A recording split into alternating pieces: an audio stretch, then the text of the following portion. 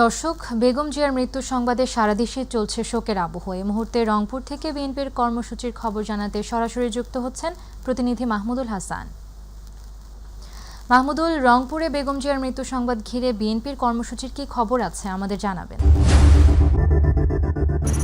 আমাতুল, আপনাকে জানিয়ে রাখি যে আপনি জানেন যে গোটা দেশ ভোর ৬টায় যখন যে আপসহীন নেত্রী বেগম খালেদা জিয়ার যে মৃত্যু সংবাদে পুরো দেশেই যে শোকের মাতম আমরা দেখেছি, বিশেষ করে যে শোকে কাতর কিন্তু পুরো জাতি। এবং আমরা রংপুর জেলা বিএনপি এবং বিশেষ করে মহানগর বিএনপি সহ যে অঙ্গ সংগঠনগুলো রয়েছে, দলীয় কার্যালয়ে সকাল থেকেই কিন্তু নেতাকর্মীদের আমরা আসতে দেখেছি এবং সেখানে নেতাকর্মীরা তারা সেখানে দলীয় কার্যালয়ে অবস্থান করছিলেন এবং সেখানে দোয়া মাহফিল, বিশেষ করে কোরআন খতম সহ, এবং সেখানে তারা যে এই যে বেগম জিয়ার যে মানে চলে যাওয়া, এটি কিন্তু অপূরণীয় ক্ষতি। কারণ যে এই বেগম জিয়া কিন্তু বলেছিলেন যে, আপনাকে জানিয়ে রাখি যে তিনি বলেছিলেন যে এই দেশেই কিন্তু তার আসল ঠিকানা। তিনি কিন্তু তার যে কথা সেটা কিন্তু রেখেছেন এবং তিনি আজ দীর্ঘদিন ধরে কিন্তু তিনি চিকিৎসাধীন অবস্থায় ছিলেন এবং আজকে তিনি কিন্তু এই জাতিকে কাঁদিয়ে এবং তার যে নেতাকর্মী তাদের কাঁদিয়ে কিন্তু না ফেরার দেশে গেলেন। এবং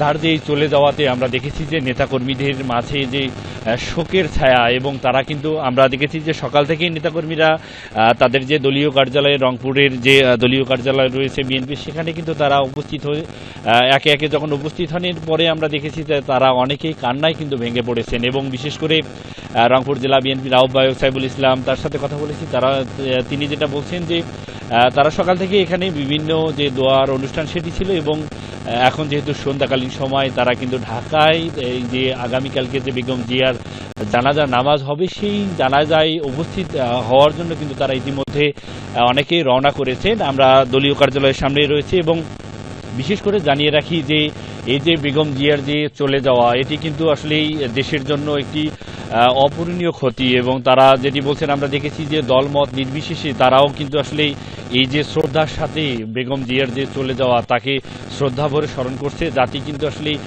তার যেটি আমরা দেখেছি যে তিনি বারবার বলেছিলেন যে এ দেশ থেকে কখনোই কিন্তু তিনি কোথাও ছেড়ে যাবেন না এবং তার আসল ঠিকানা কিন্তু এই দেশ। এই দেশেই কিন্তু তার যে শেষ নিঃশ্বাস ত্যাগ করার যে প্রতিশ্রুতি দিয়েছিলেন জাতিকে, তিনি কিন্তু সেটি রক্ষা করেছেন এবং এই দেশেই কিন্তু তার যে শেষ নিঃশ্বাস সেটি কিন্তু ত্যাগ করেছেন। এবং সব মিলে যদি বলা যায় যে নেতাকর্মীরা সারা দিনব্যাপী বেগম জিয়ার যে এই যে তার যে শোক দিবসকে ঘিরে, অর্থাৎ বিশেষ করে এই যে শোকের যে বিষয়টি, তাদের মধ্যে আমরা দেখেছি যে সবাই কিন্তু কান্নায় কিন্তু তারা ভেঙে পড়েছিলেন। মাহমুদুল, আপনাকে ধন্যবাদ।